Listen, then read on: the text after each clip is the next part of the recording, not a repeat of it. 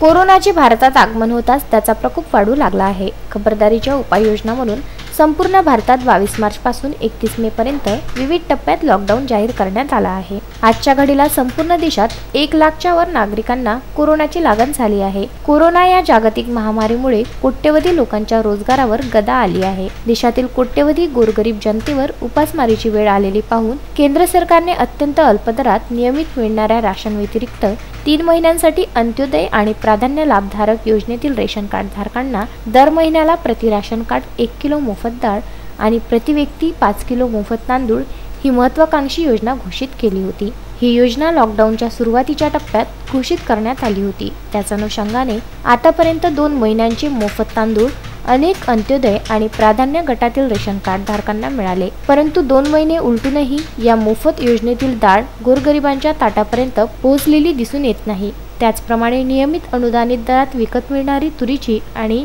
हरभऱ्याची डाळ सुद्धा मागणी केल्यानंतरही राशन दुकानात उपलब्ध नाही। त्यामुळे गोरगरिबांना खुल्या बाजारातून महाग भावाच्या डाळी विकत घ्याव्या लागत आहे। या गोरगरिबांच्या मागणीची दखल घेत शासनाने त्वरित मोफत योजनेची डाळ गोरगरिबांना उपलब्ध करून द्यावी अशी मागणी नागरिकांकडून होत आहे। गुरुदेव इसमोरे, विदर्भ न्यूज, तेल्लारा।